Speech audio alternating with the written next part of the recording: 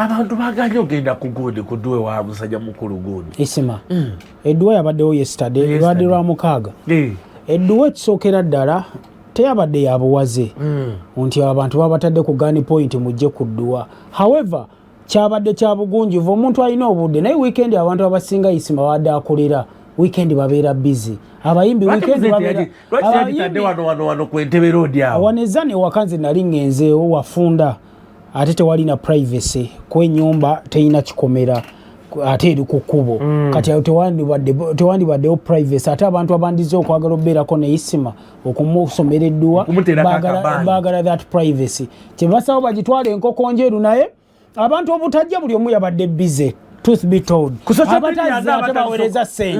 abatazze baweereza ssente MC Rich ebweru yaweereza n'abantu abalala ab'enjawulo okusinziira Wizomanizo yaweereza Wizomanizo ate by the way yasooka Wizomanizo kuba Sarah Henza ne Kakalamu abategesi bamuwa credit ne bagamba Wizomanizo abikoze osegeera naye amannya amala tebagampa Wizomanizo ne MC Rich bakoma kwago nagezaako babuuza atono noono era omwana alinga Mohamud muganda wa Isima n'ayita wano abakulembeze wammanga bajje babayambe n'ayita maamawo Anita Among n'ayita mukwano gwa Hamu Kiggundu ne mugatirako ne mugatuyite n'abalala gatuyite ne tuyitayo muke project Spice ne tumuyita kati nina kuddamu kubira Kakalamu nti owaye be twayita bajja naye nga bwenkugambye Saturday ate era n'ekiraidduwa teyabadde yabuwaze kwa kati wojja nti buwaze bandabe tofunamu mpeera musiraamu nze bwengoberera Honorable Nsereko abafu bano nga bamuwanise nnyo Honorable Nsereko era senga akalulu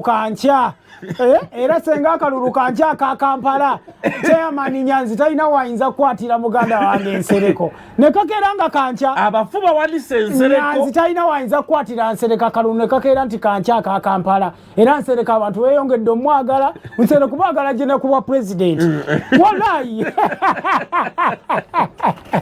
Endongo yaffe tugikuba wano ku Bukedde Fama Emutikizi n'abayimbi ajala na mukwaya with no doubt buladi wange Endongo mu ggwanga Uganda yagiteekako dda ebipande yawandiikibwa dda ku nsonda z'Endongo buli wamu yamaliriza n'ennyumba yagimaliriza kati era otuukawo ku Salama Road yeyo gye bagamba nti eri kwokomya amaaso ne bagamba ennyumba etonya mooli n'okutonya mooli si kwakwambala yafiiriddwa omu ku baana mu gundi ye mu Diana Gundi Foundation omwana omundoozi omuvubuka omu gwe yatandika okuba ng'alabirira yavudde mu bulamu bw'ensi agenda mukwaya era njagala kwebaza abantu beeyo gye bazaalamu amagundi nabbanja bamuwa embuzi 2 abagamba enyumba ogina Spice enyumba ogina naye abantu neto ina mu mbuzi ekintu ky'embuzi buli omu yakitaputa lulwe kuba muganda wange mikolo gino egy'okwanjula n'embaga oba kuwa embuzi naye baziwa Spice nagamba naye oba kisoboka ko tetulagangayo yadde omusajja kyoga Spice tekisoboka olimba naawe kati musajja we yanya oba tekisoboka kayina musajja naye tekisoboka muga Katonda mugulu otekayo omukono gwo ne bagutema era naye ne mu maaso ge mugamba Spice ekyo tekisoboka naye Spice ali innocent kisoboka Spice oyo alina ensonyi she is a very beautiful young girl kubanga muganda wange akyali kati ekisaize embuzi abazi muwaze abasala Musa Ssemwanga tukyali ku nsonga nyingi nnyo ekisookera ddala amawulire agazze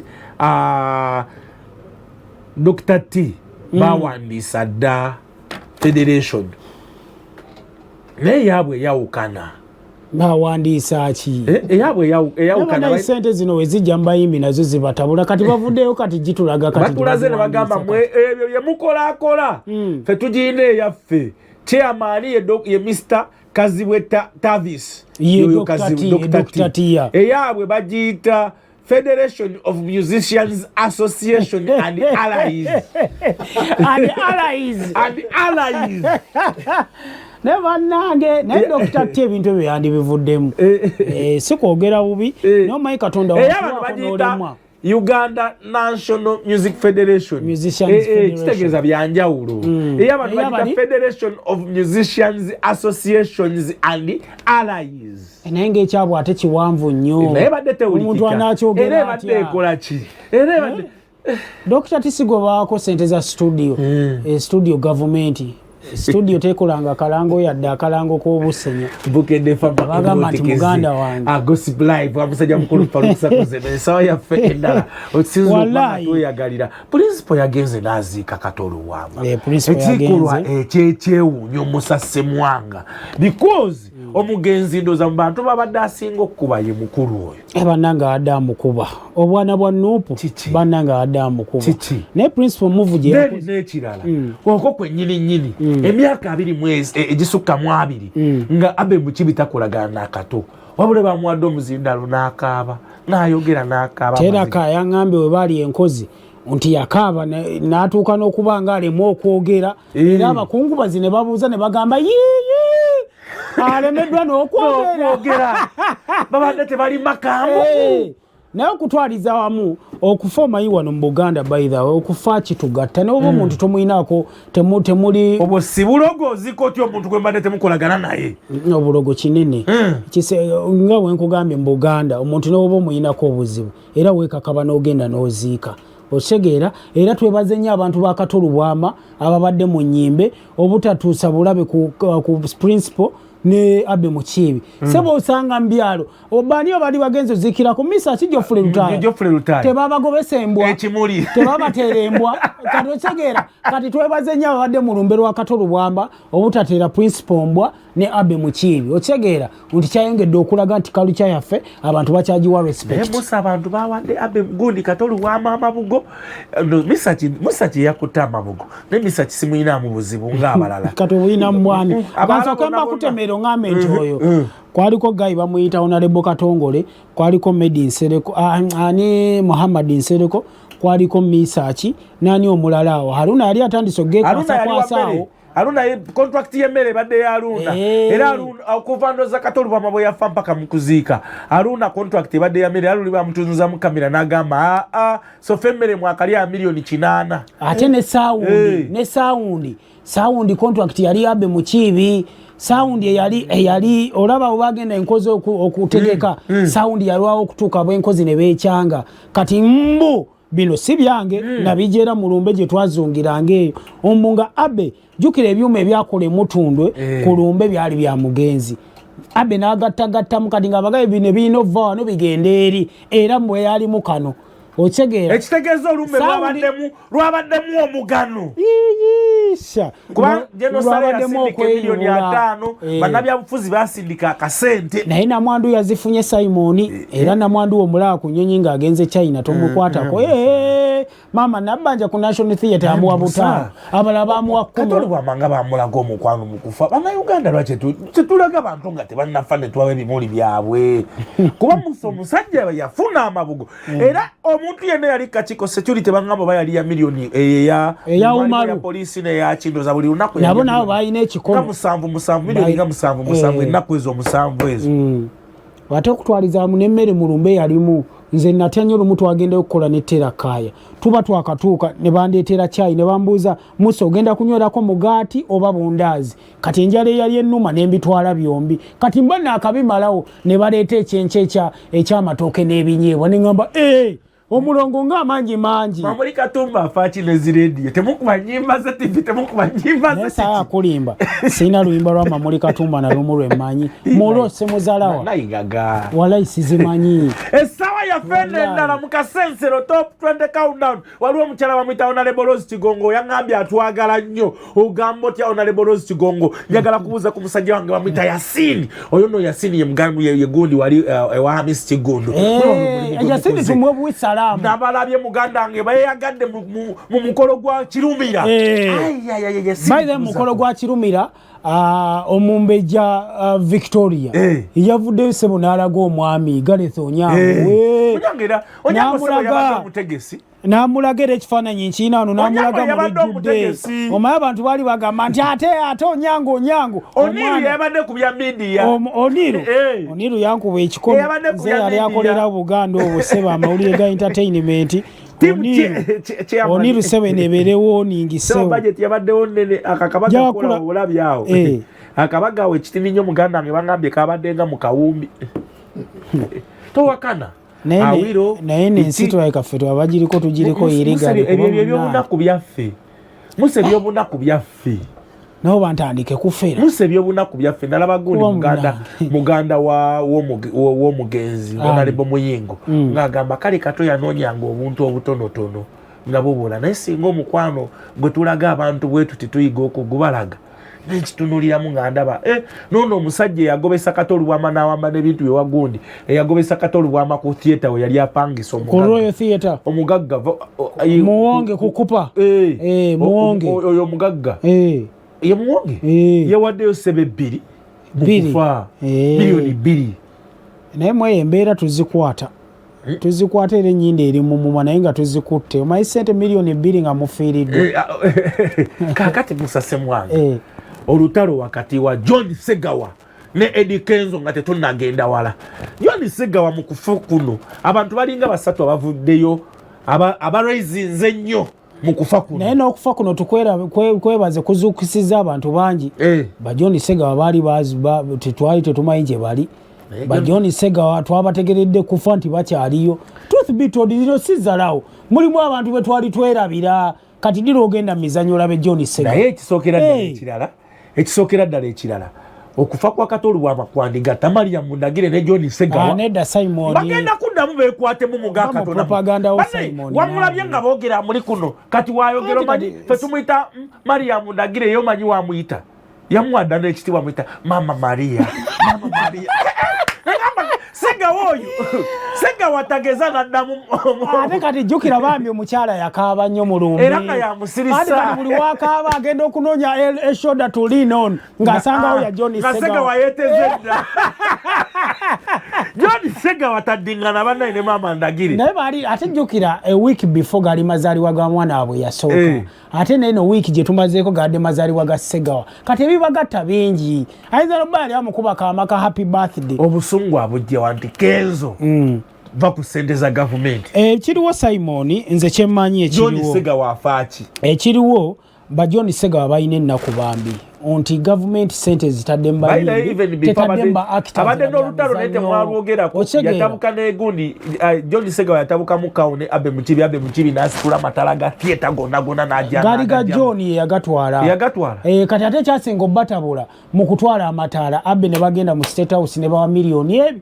John teyafuna yadde ebibiri n'agamba bannaye God forbid ebisatu bya gavumenti byebiruma Segawa ne babibawa ne beeyubula Musa soko nnyinnyonnyole John Segawa yeekyanga ne musajja mukulu oyo najja n'asitulamu amataala ne saawundi si mataala gokka ne saawundi obusungu Segawa bwe yayogeza obungi ku gavumenti bonna buva ku miliyoni 3 n'ebirala bingi gavumenti waki ekwata biliyoni 4 neziwa abayimbi bokka bo ba actor sebe omusajja awandiise script okumala emyaka aga ani yali ebisatu Simon tonsetinga nnyo boto wansetinga luli ku bya Kenzo nonsetinga ndekasebo tugende abasajja because nze mbadde ngamba omusajja ayogera bwati naye bw'oŋŋamba nti ate kati waliwo ebisatu ebyajja n'atalyako okusinziira ku make ago nagajja ku ground mulumbe olunaku olwasookera ddala mulumbe eyabiŋŋamba era yabiŋŋamba tumugeya nga tumulabakkirira oyo yali ebisatu bya gavumenti banne n'atabawa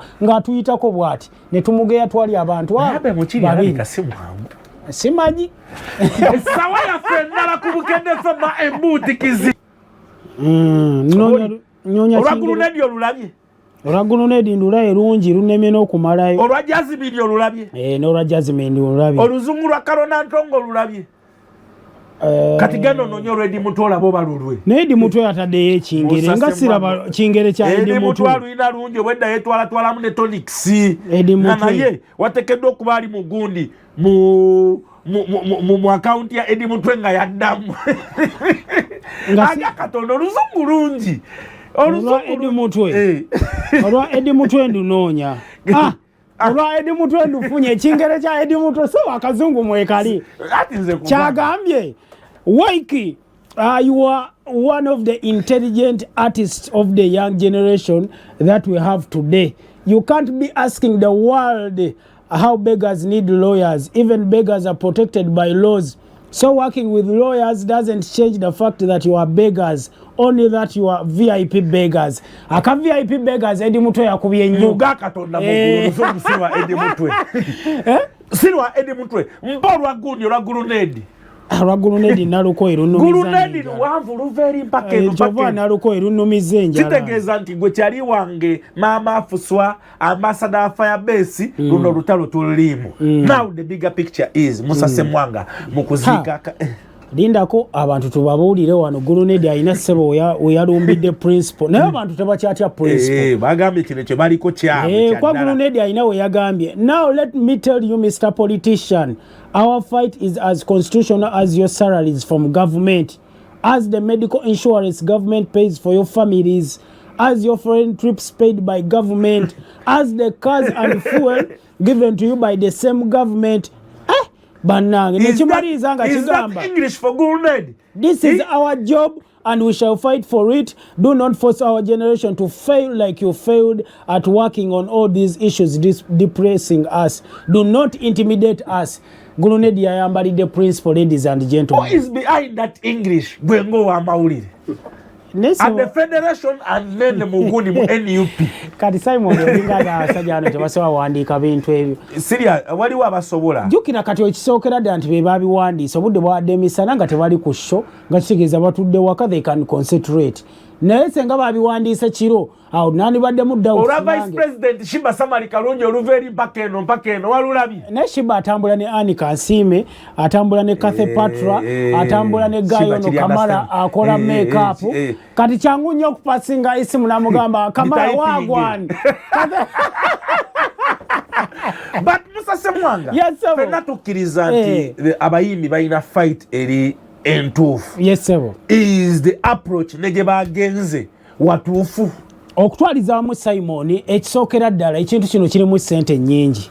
Ate wali ssente muganda wange, wali ssente nga nnyingi, si bayimbi bokka newembeera nze nga waliwo ssente. Kwa kati buli omu ayagala azikwateko. However much nti koze eri nnungi naye buli omu ayagala akwate kasente ako. Tekigenda kulemesa lutalo kuba kaakati oli waagendayo nga fight teri genuine nga yababeega ng'omukulu yabayise nti tebagenze kulwanira copyright tebagenze kulwanira ssente zaabwe ezakola back tebagenze kukola ki nga basuubirayo akasente tekigenda kulemesa bigger picture. Anti okutwaliza wamu Simon Bobby Wine, first of all a message ya Bobby Wine nze najagadde ng'omuntu muntu wawulidde engeri gy'abyogeramu yakulaze nti alina laavu y'endongo alumirirwa okitegeera naye kati abantu bagitutte mu ngeri yaabwe olw'ensonga ze baawadde naye okutwaliza wamu kitegeeza ki byonna bye bayombera byonna bye balwanira bye bimu. Bobby Wine mu kwogerako eri abakungubaze wakatolo bwama yayogedde ku copyright w'otunulira aba federation bagamba it's the same cause tulwanira copyright kati za chemba saba kiri kimu nga musajja where is the principal's effort mu bintu bino byonna because it is art that build him aba artist abetaga art principal ye effort ye ajigambia I built people like Hildaman is already scoring. I mentored Hildaman kitegeza principal yakulaga already ayina omukono mukoze eno kati ye kimuluma principal kikino nti bano basajja bakulu kugenda ne bakola ebyabwe ne beerabira bano abaatandika embeera eno okitegeera jukira principal bukuvadda awagiranya abantu babeere united kati alaba tewaliwo unity ate unity eyo abasajja be mubasudde mubajje mu kintu kino kirimu okulya okitegeera kati alaba mwe mulinga abagenda okwekusa mweka dax vibes takirimu Mickey Wine sina we namulabi kitegeera dani ani producer yani ono ogotogedde abantu mutyayo babatwala okwegatta eri mugamba fa bayimbi abali mu mugundi eno abali ninge wa Bobby Wine eri bali mu byabufuzi wali ogenze koko ku gundi ku federation is there politics federation Hildaman yangambe yagenda yokko nete yawulirayo byabufuzi Simon first of all federation eyo yatandika nagamba wano president waya ino obuzibu obwo bwakujja politics mu kintu ekyo era ne tunulira n'abantu bonna abali mu federation yeyo nga kizibu nnyo obutagamba nti they don't subscribe to the ruling party bonna n'obatunulira booti n'ojjayo omu ku omu olabira ddala nti bonna they subscribe to the ruling party basobola okuwangula olutalo luno nga tebalininga ku government tosobola duwangula olw'ensonga government yefuga kati ekitegeera era kimaliza kikulaga nti muganda wange they have to okola kyokwatagana ne government by all means kwa yefuga parliament wamugenda opasingira looba biiru ya government esobola ogisamba n'egijjawo okitegeera ate yo government yebalaze nti we are willing okubayambako gundi ene pasingibwe etaddemu sente zeetaddemu abayimbi basuula mutundwe ebawalaawo ense kikutegeeza nti eyagala batuuke ku kye baagala. Musa Ssemwanga linga yalabyemu egos nalabye emakalos ng'avaayo agamba muleke kweteeka ku top bino ebintu twabitandika dda muggyemu amacati ago nenabasindi ng'awagira emakalos uma yafuuse opposition ya federation. Simon yankubuuzeeyo ekintu kimu njagala nkubuuzeeyo ekintu kimu kino kankiteeke mu example omuntu ali eyajana ategeera nti obadde ne mukazi wo nga mweyagala n'akukyawa n'agenda ewa Sakozi kati watuuka ewa Sakozi ng'amuwana katuuti agamba buli kimono yakinkolodde gwokola otya era naawe ojjayo ebisono mugamba tewaliwo twatandika nga tusula wansi ffenna otegeera kati Sindi okuvaayo n'akuba emmeeza mutuufu Sindi batambula eggwanga lino Simon ne bagenda nga balina ebintu bye bakola mu different regions of Uganda ne bawandiisa abayimbi ne bakola ki kati kimuluma nti omugati omunene guzze talina waali mwagamba nti agenda ayonse n'agamba kanyonse kati asindisa abantu ndaba nga ffe ab'amawulire bafaani tukyonoonye nnyo ne tugezaako okulemesa abayimbi baffe because buli we twogera mu kulya twogerera mu mugaati ng'ate bakugamba tebali ku mugaati bagamba ffe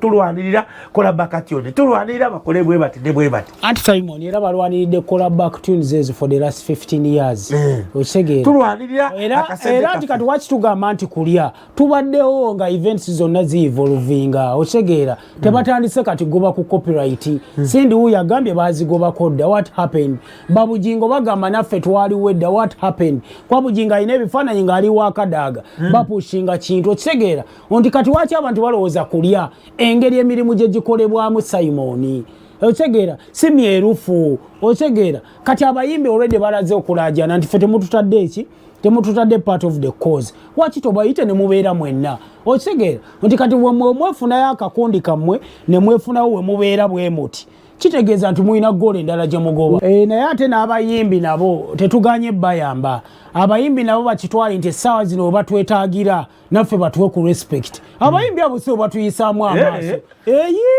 Simon anyumiza gwakoowa seba abayimbi batuzalawo abamawulire kati essaawa nabo bakizuule nti batwetaaga kati wenvaayo nze nenkuba omuyimbi manya I have a reason why temujja kuddeyo mwe mugazi we nti muguza amamotoka muli baakabi ffenna twetaaga buli omu yeetaaga munne era by the way Katonda ono atwagala abayimbi abo batutta emyaka nga batuzalawo otegeera omusaba interview n'agiwa omulala omusaba esho n'akola bw'ati omuyite ewantu ajaleeti kati yessaawa kantulene mu kamera ya tulwane ffenna abayimbi yene essaawa nammwe mukifuuwe nga mukizza munda yene essaawa naffe mutuwe respect ebyo ebintu byezzalawo naffe ssebo tuyina ettaffaali lye tugatta ku ndongeeri toddeyo kuvimba nti nina awaadi nina ssente abamawulire tebalina kye batugamba yene essaawa nammwe mutegeere nti tumutwetaaga otherwise muganda wange wemutakwatagana naffe tuyina amaanyi mu ngeri yaffe otegeera sigamba nti okuba obukubi nina omuzindaalo oba ngamba ki mwaka guno Endongo ekyaganyemu ebigambo bingi okusinga Endongo kyogaa tetulinawo oluyimba. If the year is to end, what is your song of the year? Ngompadde challenge tuli mwezi gwa mukaaga tuyingira financial year endala ngompadde challenge politics gwe tuliko tuli mugundi bwetu ne bwetu nade munda ebintu bya Katonda bizibule jula ayinza okulejula era sirire jula nange mbadde nkugamba sibya kulya nawe inze sanga lejula nimba kyolula lugezezaako sirire ndira ugendo kakatanga ka spice kaluyina song of the year spice nanyini goats ze bamuwadde biringa ine okiteka mu luzungu tekinyuma nakizza mu Luganda Musa Ssemwanga naye luyimba kisonde serious Musa Ssemwanga mulimu abantu betwebuuza Chameleone ngasirise nnyo ku federation akyakuza mwana akyalabirira omanyi kati olaba ebiriwo ebyaddala because yaliyo n'obukulu bamuwa bwaki Chameleone ensonga gyaliko mu America nkulu nti olaba ya missing ekivulu kya mutabani kya muganda we Palaso nti kitegeeza abadde ne pressure okuva ewa maama Daniela maama w'omwana ekitegeera ne bajjajja b'abaana nti weetaagawo abaana bamisinga taata waabwe jjukira bali mu mbeera eggwanga ery'okusoomooza nti bakeera ku makya okugenda ku masomero nga bakwano baabwe bataata baabwe babaleese bagenda okukubuuza nti owammwe aliwa nti ali waka munnanga ali Uganda anoonya ali Kingston Jamaica gye yagenze ne mutabani we ate ye mama Abba ali Vegas gye yagenze okuba nga yeyagala nti kati abadde yeetaaga okugenda okulaba ku famire okubeerako n'omukyala ebbanga libadde ddene ssebo omukyala naye muntu ebyaddala mutabani wa Kamili akwata muwala wa design naye ebifaananyi bye beekubiza bino bagenze ne mu photoshoot ey'omu America n'ateekayo Father's Day post muganda wange ne Kamili kyabika muganda wange akuze nga ye ngojeeko emyaka naye ne mbongo ngamba muwala wa desire ne mutabani wa Kamili abakwaffe twakulira mu kalicha mbi twakulira mu kalicha za bwavu na za kyalo kati tetumanyi nti abaana babeera ba mikwano kuva mu buto era olaba nnyo siriza abazungu ezibwe batwe babeera kati ffe olw'enkula yaffe nnema tulowooza beekwatamu you said Chameleon is on something serious mu America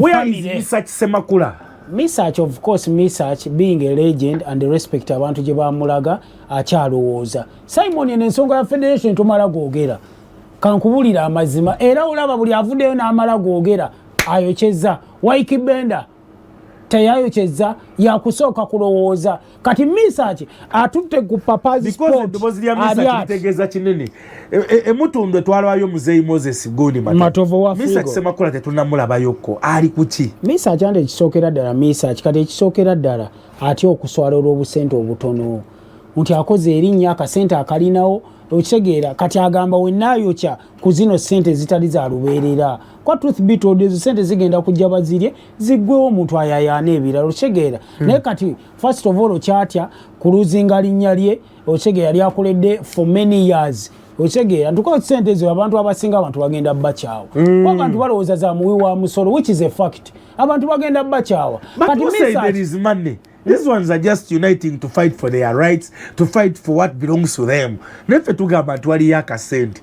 Anti Simon ate tugamba nze nawulira nti wabeerayo allowance tabeerayo okitegeera yo yaluma gundi mamuli katumba mwana mwala simba gwe yamugoba wabeerayo allowance wabeerayo biki bakubisiza ne t-shirt sebo t-shirt ahani yakoze charity eyo n'agamba nsadde ase t-shirt zizo okitegeera ate buli kintu kyonna okutambula mulimu ssente mulina obbaamu ssente si bya federation byokka naffe emirimu gyaffe otambula birina obbaamu ani asponsoringa ekifo we bali Dictator Maka ali mu kuba federation Dictator Maka tumanyi mukwano gwa Research can we assume nga bwolaba edi mutwe wa kuba principal y'abatumye Dictator Maka mukwano gw'abantu banyi mukwano gwa Kayemba Solo mukwano gwa Rema tanalabika Rema twitaga kumuteekamu ogundi namba Rema ku listi y'amabugo teyalabiseeko wakatolu bwamu olimba naawe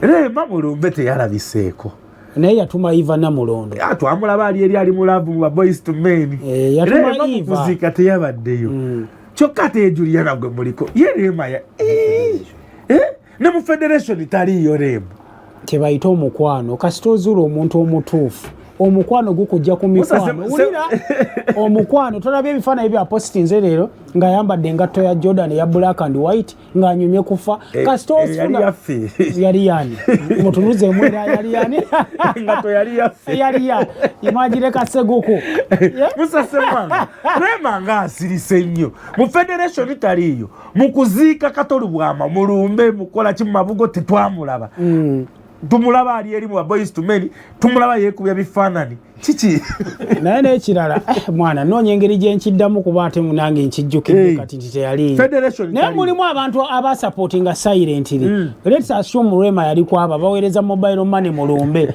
wallahi ate nze nkugamba eki otegeera naye n'ekirala Rema mukwano gumuli bulala banange wofuna omuntu akutegeera nga Rema yategeera Ssebunya Katonda oba weesiimye sekakozi Katonda ye yamuganda okujja okuziika Katolu Bwama Ani. Amuganye okuja mu federation Dr. Musa. Don't setting a sebo. Abiri munyaze tonde 12 ezakawungezi. Ekibuzo kyobuuza kye tuddamu encyclopedia ya entertainment industry. Waliwo omusajja mukulu okuva ku MBS bamuyita Kafoko. Angambye kwali buladi wange. Kafoko talina tabbu ku muntu yenna. Kasito yingira mu lusekero. Naye yakubeera bulungi ffenna kye twagala. Lwakuba obuzibu bw'olina Kafoko. Tosembeza. Kafoko tutwaleko ku migaati eminene. Bukedde. Wangi. Webale kuwuliriza. Musa Ssemwanga Ssemwanga. Wa alaikum salaam wa rahmatullah. Nedi kambuka embalala bawamama yitulomugwa. Ekibuuzo. Ekibuuzo sindagala okubuuza. Edikenzo buli kyagenda ebweru n'ayimba njagala onyambe okutangaalizeemu ayina ekivulu kye yali avudde wano nga ye yennyini tebamutegese nga yagenda okuyimba yekka oba baba bamutegese ng'agenda kwegatta ku bayimbi abutali njagala okutangaalizeemu. Bukedde. Yesi omunene w'ekibuga. Sebo. Webale kutuweereza. Webale kuwuliriza. Ono gwedi Kikisono wa Neruja. Ani manager wa Daddy Andre. Ani manager wa Daddy Andre. Bukedde. Guy wamuyita Trizi. Trizi? Yeah, Trizi yali wa Prince Omar. Omar. Ssemwanga. Wangi Sebo. Ogambika mutabo masuruka. Steady. Abera tali wa Meresi wezetemani kale okomere kibogamba bulijjo. Yes Sebo. Akati omuyimbi gwembuuza. Iye. Omuyimbi gwebata RSD ali ku RSD. RSD Musege. Musege. Ayina edduuka ly'amasimu ku Majestic oba. Ayina ennyumba waliwo amazzi we gagenda ennyo yali atondawo ku wano nga ku batabata wansi awo gundi kwalingawo akasaawa awo yangamule we yakola kibayitawo batya n'amasuba awo abeera yali avuga n'emmotoka RAV4 single door eya green Musege. Sebo. Mugamba mutya ne Musa Ssemwanga. Nze ndi bulungi. Kasa weekend egwambeera ninjiriddemu. Engo kulayishindi wano mukinaawa. Ekibuuzo kye mbuuza mwene ensonga King Kala alina ekibiina kye yeesimbyewo Dikenza alina kyataddewo ate ekikyeri wali yesimbi kahanga asisitemu ekibiri ensonga yali saidi ki ndabyeko nga posti ya Dutch Vibes begamba nti pulezidenti waffe ate oliwa kakati abuzafumbukire mu kota hanga akirise saatabadde mu ggwanga abadde Amerika yakomyewo era olunaku olw'enkya Musa agenda munoonyaako ku makya baamukuba akalulu baamuseetinga ne bamukuba akalulu bebekulu yamukuba akalulu mu federation ku kifo kya finance era yamukuba akalulu saa obugambe baamuseetinga ye yagamba baamuseetinga ne bamuteeka mu federation batuuka okulonda nga alabayo abaliyo Ireland amanyi mikwano gyeyo gye yava alabayo aba big talent agambo babe alabayo aba Spice ekyezanga sure inaba mukintu alabayo Shiba gamba abo bange batuuka okulonda akalulu bebekulu yesimba ono nagamba ani ayinza omwekiriza nange nesimbye ku ekyo kya finance ebyaddirira biwoobe n'amaziga Musa bagenda okwalabala akalulu muganda nga big size akubye saha ku bitundu 9 ku buli 10 agenda oga ne Shiba timu yona Ireland timu andi bona awe yabira mu federation Bukedde Simo Sebo webale kuwuliriza amanya sente ya Florida Masaka mukitengesa budde buno producer kyalina touch bamuyita legend pro legend wali omusajja mukulu wa Di Mario yaliko kati without a doubt without fear of favor alina oli masteringa skills agatambuga sibizo naye kati Di Mario yalina ennyimba nga wazinda bezi Di Mario era nesimu yamuddirira ne Daddy Andre era naye Di Mario waliwo oyo omusajja alina ekigundi eyo touch eyo producer naye Di Mario yaliko ng'egundi Rwanda ebayina ye element omuya munyima angaba student wende simu nene gundi yakomyewo nebayina touch yemu nene simu negundi yakomyewo blessed touch musajja atoyinza butamuyisaawo yabadde Tanzania yabadde mugundi w'abasaida kalori kubakwatamu okwo yagirira upcoming wangisebo Mandere namungona. Mandera. Nyate mwachikuba nnyo baana ba maama. Ebyaddala. Ebyadala ntuyitawo n'olabanga abantu ebizindaalo abakadde obuleediyo mu matu. Abizzammwe za kabi. Ekibuuzo kye nyagadde okubuuza. Era needabanga abayimbi bata ennyimba ne baziteekako online naye nga streams ne zibanga ntono nnyo nnyo. Ogenda okukolamu ka research abantu bagamba mwana kaddata kali waggulu intaneti ya bbeeyi. Eyo abayimbi nga tebagitaddeeko nnyo focus. Teri ngeri yonna gye basobola kuyisaamu ddoboozi. Wallahi kyakabi. Kakkanya ku intaneti omuziki gwaffe guba ga stream zikibamba. Naye gwe gayi gwobuuziza ekibuuzo. Enamba yesembyayo Simon muweeyo ekyebiri ono omusajja. Mandera. Ekibuuzo kye kiri kyanjawulo ate kyakabi. Ebimu ku bisinga okutuaffectinga ndowooza ku social media. Data waffe wa bbeeyi even when you compare mu East Africa. Data waffe wa bbeeyi. Ensi ezimu data wa bwereere. Wano batusuubizaako ko ne bakola ne sports ezimu nga ziriko wifi ne data abwere, but we don't know what happened. Ekyo kibuuzo kyetaagamu politics omunene nnyo. Naye nga Mandela we balenye ekibuuzo kyo kirungi kyetaaga ate okwongerayo mu bwa federation okwongera okulanga kadata bakasaamu. Yanti Telecom mugamba zibabba naye nafe abakozesa gondi abali ku social media tuli batini, abakozesa gondi tuli batini. Kuba nagenza okulaba nazzeemu okulaba nga kati sofa ku bukadde 4 tuli mu bukadde nga 8 ku 10. Anti era ekitulemesa okukozesa social media data. Wabbeeyi nze wakiri era njabeera nga online nga Freaky Friday atuuse. Naye ziri ennaku enjerere embeere nga MC Mats akubuzizaako. Mats ayina ekintu kye tugenda kiyisa. Kojja Kimbo wakubuzizaako. Kojja Kimbo avuga Tundra. Yajja nayo mu lumbe n'asookayo kyababawusa naye Kojja Kimbo w'amaanyi mangi. Ng'omweroza mutiri nnyo. Yayokya babawusa nga ndaba eno nga ntya kuswala naye nga nange nzaagala. Omanyi yakola Mbuga atosobola kwokya mugaga. Omanyi yakola SK Mbuga tayokyeka ayina eddwaliro. Omanyi yakola? Yakwata mu Vivian. Olimba naawe sika kuba nti ayina eddagala lya habo. Nedda ssebo. Yabba Vivian wa Mbuga. Ebyaddala. Wali omukyala bamwita Flower Sempo wa Flower Garments ali ku mbooti. Yansuulawo oyo mulaba alina bakakalamu na Kezi naye eggulu lijja kukuba Flower Sempo n'owule. Yatiddemu yakoze ekiraamo n'agamba munsabirenga mmwe. Ne Tamale mirundi. Yagamba essabo lye temulimu mafumu biki ssabo simaba biki mulimu ebibbe birimu ssente. Kwega abantu bali mu kutya. Kugega. Yeganye essabo lage yange lyategula simaya ate biki n'abugiragirawo ebintu nga tebitegeerekeka. Naye nga tulina program kungula Lwamapowaali ategese n'omusoma abantu bagenda kugenda kulambula faamu ebuyuko eyo banakungula. Ennaku z'omwezi 24 omwezi guno. Waali leero agenda kujja. Kya mitwalo 2 kyokka. Waliwo omukyalo mulala bamwita Caroline Malachi naye aŋŋambye kwali. Atuwuliza abekyanja batuwulira. Wekyanja awo nga ku koodi wali emmere ennungi n'okkirira eyo mu estate. Ku bulwadda. Simanyi bulwadda nze mayi koodi restaurant efumba emmere awo ekyanja eyakabi opposite Prime opposite Monte. Agenda ku Ring Road. Awo gye mpetera okuyita weeyo. Ng'ogende woli omuwala wo oli.